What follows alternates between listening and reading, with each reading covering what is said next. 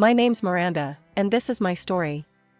My parents, Jack and Linda Thompson, had it all: successful careers, a beautiful house in the suburbs, and a plan. A plan that involved having a son, their precious heir. Instead, they got me. I remember the day I realized I wasn't the child they'd hoped for. I was 5, playing with my dolls in the living room when I overheard my mom on the phone. "Yes, it's true. We're having a boy." Her voice was filled with an excitement I'd never heard before. "Oh, you have no idea how long we've waited for this. Finally, a son." Those words cut deep. I didn't fully understand then, but I felt it, the sting of being second best, unwanted. Things changed quickly after that. Mom's belly grew bigger, and so did the distance between us. Dad was always working, and when he was home, all the talk was about the baby boy on the way. One day, Mom called me into the kitchen. "Miranda, sweetie, we need to talk." I climbed onto a chair, my legs dangling. "What is it, Mommy?" She didn't look at me as she spoke. "You're going to stay with Grandma for a while. Isn't that exciting? Mommy and Daddy need to prepare for the baby. You'll have more fun with Grandma anyway." And just like that, I was packed off to Grandma's house. Grandma Rose was Dad's mom, a retired English literature professor. She lived in a cozy little house filled with books and the smell of freshly baked cookies. Living with Grandma was different.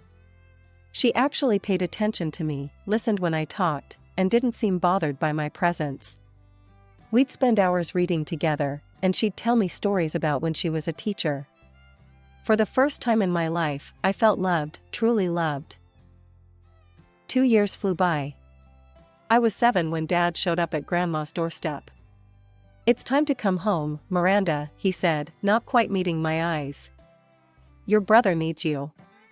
Brother, the word felt foreign. As we drove home, Dad filled the silence with awkward small talk. "Your brother's name is Ethan, he's 1 now. You're a big sister now, Miranda. That's a big responsibility." I nodded, not really understanding what that meant. Little did I know, my childhood was about to end. We pulled into the driveway of our house. It looked the same, but it felt different. Mom was waiting at the door, a toddler on her hip. "Miranda, meet your brother, Ethan," she said, her voice oddly formal. I looked at the chubby-faced boy with curly blonde hair. He gurgled and reached out a pudgy hand towards me. "Hi, Ethan," I said softly. And just like that, at 7 years old, I became more than a sister. I became a caretaker, a responsibility, a built-in babysitter. My childhood slipped away, replaced by dirty diapers, constant vigilance, and the weight of expectations I was too young to bear. While my classmates were playing with dolls and learning to ride bikes, I was changing diapers and warming bottles. "Miranda, can you watch Ethan while I make a call?" Mom would say, not really asking. I'd nod, already reaching for my little brother. It wasn't that I didn't love Ethan, I did, fiercely. His toothless grin and grabby little hands had won me over from day one. But the constant responsibility was overwhelming. Days blurred together in a haze of school, chores, and babysitting. I was exhausted, struggling to keep up with my homework while making sure Ethan was safe and happy. But no matter how hard I tried, it never seemed to be enough. One fateful day, I took Ethan to the park. He was 2 now, full of energy and curiosity. I turned my back for just a second to tie my shoelace, and in that moment, disaster struck. "Miwanda!" Ethan's cry pierced the air, followed by a thud. I whirled around to see him sprawled on the ground, his knee bleeding.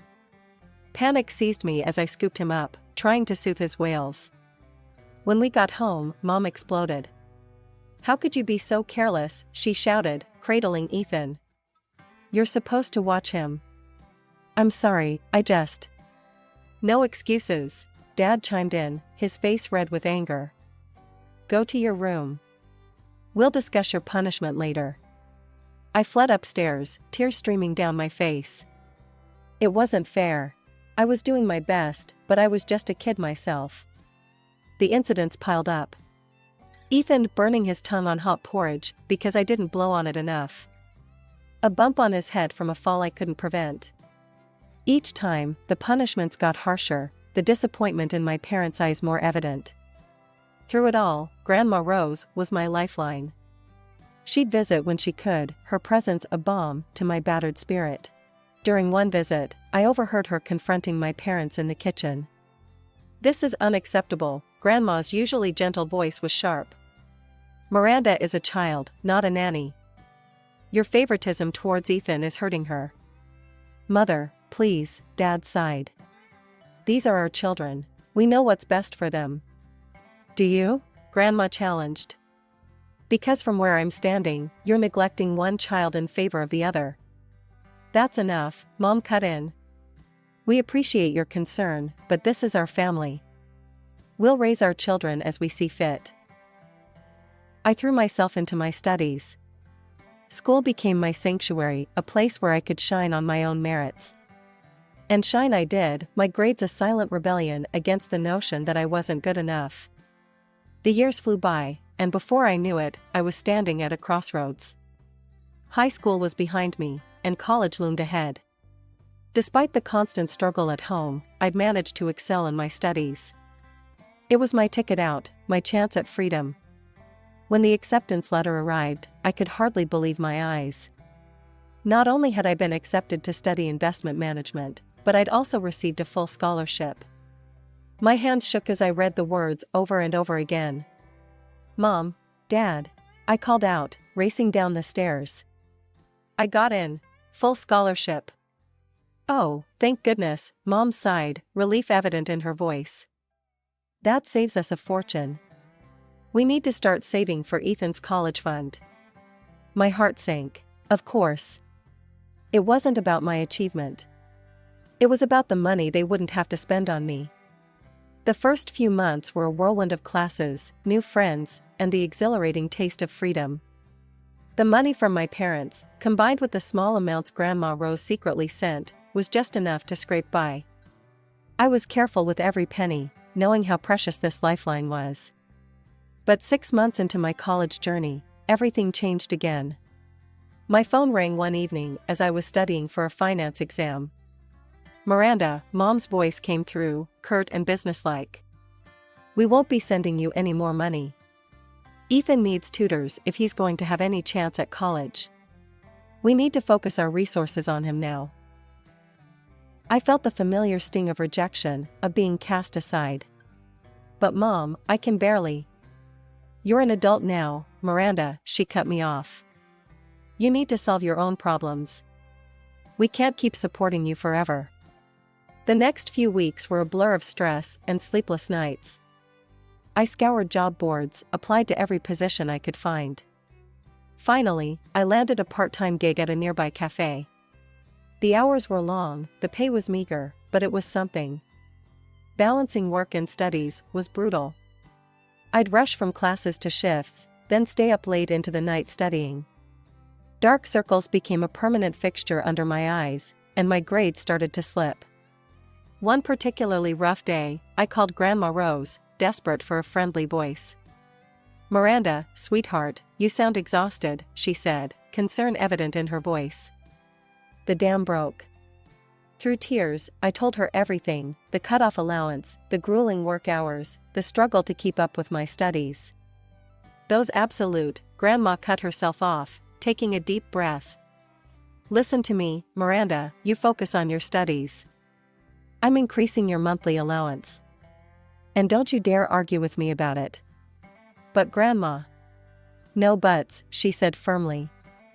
"You deserve this education, and you shouldn't have to kill yourself working to get it. Your parents, well, let's just say, I'll be having words with them." True to her word, Grandma's support allowed me to cut back my work hours.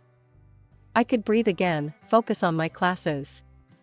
My grades improved, and for the first time in months, I felt hope. The years at college flew by in a blur of textbooks, exams, and late-night study sessions. Before I knew it, I was standing on the stage, diploma in hand, magna cum laude gleaming on the certificate. As I scanned the audience, I spotted Grandma Rose, beaming with pride. My parents and Ethan were noticeably absent. with my degree in hand, doors opened. I landed a job at Stonebridge Investments, a prestigious firm in the city. The salary was more money than I'd ever seen, and for the first time in my life, I felt truly independent. To save money, I moved in with Sarah, a coworker who became a fast friend. Our tiny apartment was a far cry from the dorms, but it was ours, and it felt like freedom. When my first paycheck arrived, I knew exactly what I wanted to do with it. I scoured every second-hand bookstore in the city until I found it, a rare first edition of Grandma's favorite author. The following weekend, I took a train to my hometown, gift in hand. Grandma's face lit up when she saw me at her door. "Miranda, what a wonderful surprise." I presented her with the wrapped book, watching as tears welled in her eyes when she opened it. "Oh, my dear girl," she whispered, hugging me tight. "You shouldn't have." "I wanted to," I said simply. "You've done so much for me, Grandma." As we chatted over tea, I mentioned visiting my parents. Grandma's face tightened slightly, but she nodded. "I'm sure they'd love to see you." But when I called, Mom's voice was distant. "Oh, this weekend? We're quite busy, Miranda. Perhaps another time." The rejection stung, but I pushed it aside. I spent the weekend with Grandma instead, relishing her warmth and genuine interest in my life. As I boarded the train back to the city on Sunday, I couldn't help but feel a mix of sadness and relief. Time marched on. 2 years passed in the blink of an eye, and my career soared. My bosses praised my work ethic and insight, and the bonuses started rolling in. Soon, I was able to afford my own apartment, a small, sun-filled space that was all mine. One evening, as I was settling in for a quiet night, my phone rang. Mom's name flashed on the screen. "Miranda," she said without preamble. "These teachers, they just don't understand Ethan. They're giving him such poor grades. He barely scraped into City College." I bit my lip, choosing my words carefully. "Mom, maybe college isn't the right path for everyone. There are great vocational courses Ethan could." "Don't be stupid," she snapped. "Your brother is brilliant. Much smarter than you, actually. He's just misunderstood. He'll show everyone, you'll see." As I hung up, I gazed around my apartment, the tangible proof of my success. Yet somehow, I still felt like that little girl, desperately seeking approval. Life has a funny way of appending expectations. While I was building my career, brick by careful brick, Ethan's college experience was crumbling around him. It was a crisp autumn day when Mom called again, her voice tight with frustration. "Ethan's been expelled," she said without preamble. "He's coming home." She launched into a tirade about unfair professors and a system designed to fail students like Ethan. I listened, biting my tongue against the urge to point out the thousands they'd spent on his education, the loans they'd taken out to rent him a luxury apartment, the generous allowance they'd provided. All things I'd never had. "We'll figure something out," Mom concluded. "Ethan just needs time to find his path." I thought about Ethan, now 21, returning to our childhood home, while I, at 27, was forging ahead in my career. The contrast was stark, but I pushed the thought aside. Comparison is the thief of joy, after all. Life, however, had other plans for me. It was at a company event that I met Jack, tall, kind-eyed, with a quick wit that made me laugh like I hadn't in years. Our whirlwind romance swept me off my feet, and before I knew it, we were standing in a small chapel, exchanging vows in front of a handful of loved ones. Grandma Rose was there, of course, beaming with pride. My parents attended too, though their smiles seemed a bit forced. Ethan didn't come, citing a vague prior commitment. Jack and I moved into his apartment, a cozy space that quickly became home. His parents, Tom and Ellen, welcomed me with open arms, their warmth a balm to my soul. A year into our marriage, I found out I was pregnant.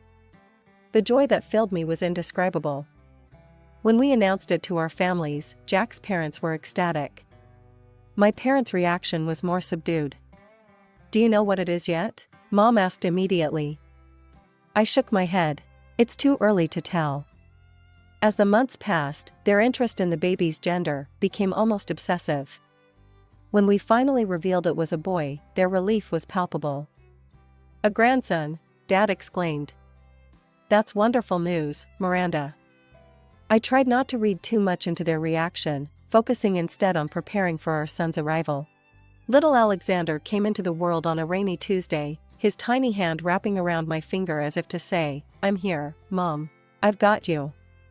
As I held him, I vowed to give him all the love and support I'd craved as a child. While I was navigating new motherhood, Ethan continued to drift. He picked up odd jobs here and there, but nothing stuck. He was still living at home, much to our parents' poorly concealed frustration. During a rare family dinner, I tried to broach the subject gently. "You know, Ethan, there's an entry-level position opening up at my company.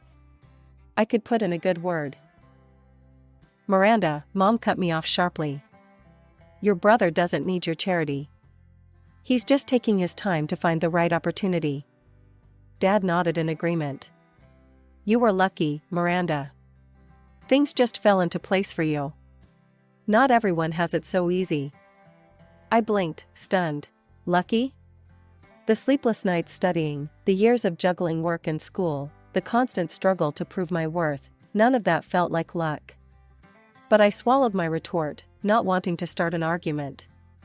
As I looked around the table, at my parents' defensive postures, Ethan's sullen expression, and little Alexander babbling happily in his high chair, I realized something profound. Family isn't just about blood. It's about support, understanding, and unconditional love. And sometimes, the family you choose can fill the gaps left by the one you're born into. As Alexander's 5th birthday approached, we planned a trip to my hometown, Jack, our son, and me. Our first stop was Grandma Rose's house. We spent a wonderful afternoon with her, Alexander captivated by her stories and the old photos she showed him. As we were leaving, Grandma pulled me aside. "Your parents have been struggling," she said softly. Maybe it's time to let bygones be bygones?" The next day, we stood on my parents' doorstep. Mom answered, looking older and more tired than I remembered. Dad was in his armchair, Ethan slouched on the couch. They both looked up as we entered. After awkward greetings and stilted small talk, Mom cleared her throat. "Miranda, we need to talk to you about something." What followed was a halting explanation of their financial troubles. Medical bills, Ethan's ongoing unemployment, the lingering college debt, it had all piled up. "We hate to ask," Dad said, not meeting my eyes, "but we could use some help." I glanced at Jack, who gave me a subtle nod. Despite everything, these were my parents. "Of course," I heard myself say. "I can send some money each month." The relief on their faces was palpable. We worked out the details, $1,500 a month, with the understanding that they could reach out if emergencies arose. Over the next 2 years, I faithfully sent the money each month. There were occasional requests for extra help, a broken water heater, unexpected car repairs, which I always obliged. It felt good to be able to help, to maybe finally earn their approval. When Thanksgiving rolled around, we found ourselves back in my childhood home. The house was full, aunts, uncles, cousins, and Grandma Rose all crowded around the dining table. As we ate, Mom and Dad couldn't stop talking about Ethan. "He's been at his new job for 3 months now," Mom beamed. "Such a hard worker." Dad chimed in, "Did you see the new sofa cushions? Ethan bought those with his first paycheck." So thoughtful of him. I glanced around the room, noting the new curtains, the fresh paint on the walls, the updated appliances in the kitchen. All purchased with the money I'd been sending. But I bit my tongue, not wanting to spoil the mood. Jack squeezed my hand under the table, a silent show of support. Alexander, oblivious to the undercurrents, happily chatted with his cousins. The Thanksgiving dinner continued, the chatter of family filling the air. I was just starting to relax when Alexander tugged at my sleeve. "Mom, can I go play in the other room?" he asked, his eyes bright with the restlessness of a 5-year-old at a grown-up gathering. I nodded, ruffling his hair. "Sure, sweetie. Just don't make too much noise, okay? As Alexander scampered off, I turned back to the conversation. Barely a minute had passed when my phone buzzed in my pocket. I glanced at the screen, confusion furrowing my brow. The caller ID read, "Mom." I looked up at my mother, sitting directly across from me at the table. "Mom, why are you calling me?" She frowned, shaking her head. "I'm not calling you, dear. My phone's in the living room." Just then, Alexander reappeared in the doorway, my mother's phone clutched in his small hands. The room fell quiet as all eyes turned to him. "Mommy," he said, his voice ringing in the sudden silence. "I found Grandma's phone and I wanted to see who she talks to." I saw a funny name, Cash Cow, and clicked on it to see who it would call. "Why did it call you, Mommy?" "What's a cash cow?" The words hit me like a physical blow. Cash cow. Is that all I was to them? I looked around the table. My relatives sat frozen, forks halfway to their mouths. Grandma Rose's face was a mask of shock and anger. And my parents, they had gone deathly pale. The silence stretched, thick and suffocating, until something inside me snapped. I stood up, my chair scraping loudly against the floor. "Cash cow," I repeated, my voice trembling. "Is that what I am to you?" My mother opened her mouth, but no words came out. My father couldn't even meet my eyes. "Let me tell you all something," I continued, addressing the whole table. "For the past 2 years, I've been sending my parents $1,500 every month. When they've asked for extra, I've sent that too. All those new things you've been admiring? The curtains, the appliances, the fresh paint? That was all bought with my money." I could feel tears pricking at my eyes, but I blinked them back. I did this despite years of being treated like I was second best. Despite being sent away as a child, despite having to work my way through college while Ethan got everything handed to him. I did it because I thought maybe, finally, you'd see me. You'd be proud of me. My voice cracked on the last words. But instead, I'm just your cash cow. A resource to be milked dry. The room was so quiet you could hear a pin drop. Jack stood up and put his arm around me, a solid presence at my side. Alexander, not fully understanding but sensing the tension, came and wrapped his arms around my legs. The silence in the room was deafening. I stood there, heart pounding, waiting for my parents to say something, anything. An apology, an explanation, even a denial. But what came next shocked me to my core. My mother's face hardened, her eyes flashing with indignation. "Well, of course you help us. We gave birth to you, raised you, it's your duty. Don't be so sensitive about a silly phone contact." I felt as if I'd been slapped.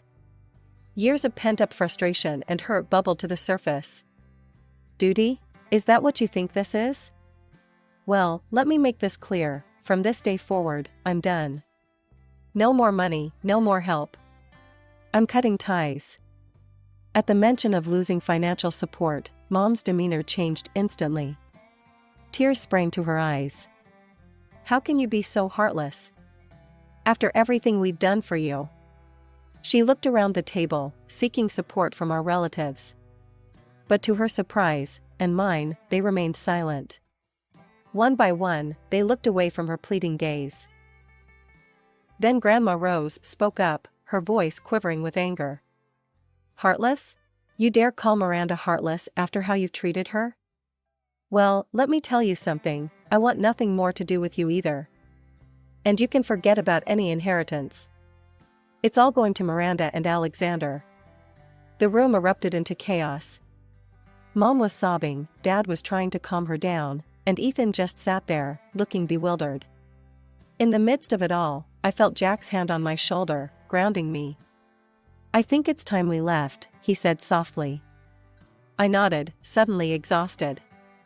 We gathered Alexander and our things, said goodbye to Grandma Rose and the other relatives, and walked out without another word to my parents. True to my word, I stopped all financial support. The call started almost immediately, first pleading, then angry, then downright abusive. When the messages turned into threats, I warned them that I'd take legal action if they didn't stop. Eventually, the calls and messages trickled to a stop. Life went on. I focused on my career, on Jack, on raising Alexander. Grandma Rose became an even bigger part of our lives, her love and support a balm to the wound left by my parents' betrayal. Years passed. Through the grapevine, I heard that Ethan had racked up significant debts. My parents, in a last-ditch effort to bail him out, had to sell their house. The three of them ended up in a small apartment across town. When I heard the news, I was surprised to find that I felt nothing. No satisfaction, no pity, not even anger anymore.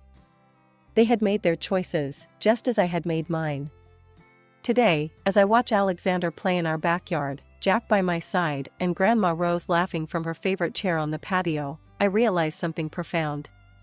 I've finally found my place, my worth. And no one can take that away from me.